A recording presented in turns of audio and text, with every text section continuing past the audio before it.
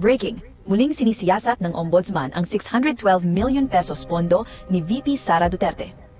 October 11, 2025. Sa isang mahalagang pangyayari, inanunsyo ni Ombudsman Jesus Crispin Remulla na isasagawa ng kanyang tanggapan ang isang masusing pagsusuri sa mga reklamong isinampa laban kay Pangalawang Pangulo Sara Duterte kaugnay sa paggamit ng 612.5 million pesos sa mga confidential fund. Susuriin ang paglalaan at paggastos ng mga pondong ito noong panunungkulan ni Duterte bilang Pangalawang Pangulo at kalihim ng edukasyon. Sa clown ng pagsusuri, nakasentro ang mga reklamo sa dalawang pangunahing paglalaan. Pesos 500 million mula sa Office of the Vice President OVP noong 2022. Pesos 112.5 million mula sa Kadawaran ng Edukasyon, DepEd, sa pagitan ng 2022 at 2024. Kasama rin ang pagsusuri ang mga opisyales mula sa parehong ahensya, kabilang sina Chief of Staff Zuleika Lopez at ang dating DepEd Special Disbursing Officer na si Gina Acosta. Mga pangunahing pangyayari at pinag-uusapang gastos. Giit ni Ombudsman Remulla, pag-aaralan ng masinsinan ng kanyang tanggapan ang mga reklamo upang matukoy kung may sapat na batayan ang mga ito. Markado ito bilang isang bagong yugto sa patuloy na pagskrutinyo sa nasabing pondo. Batay sa paunang dokumentasyon, ilang mga bagay ang nangangailangan ng paliwanag ayon sa mga investigador.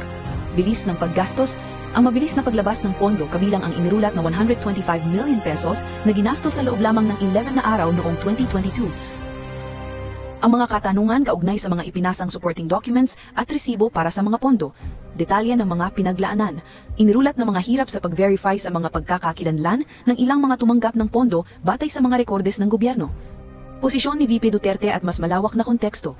Patuloy na iginigiit ni Pangalawang Pangulo Duterte na ang paggamit ng mga confidential fund ay legal at kinakailangan para sa mga layuning pang national security.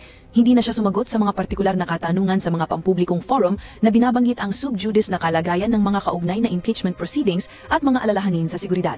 Nangyayari ang development na ito kasabay sa mga international legal na usapin na kinakasasangkot ng kanyang ama, ang dating Pangulong Rodrigo Duterte.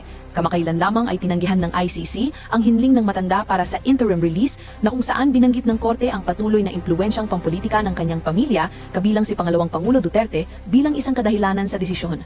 Ang pagsusuri ng Ombudsman ay isang mahalagang hakbang upang matukoy kung nararapat ang isang formal na investigasyon.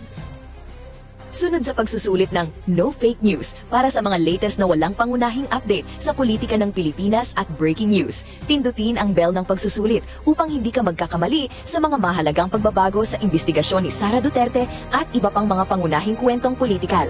Ang iyong tinuha na pinagmumulan ng talagang balita, walang pangunahing balita.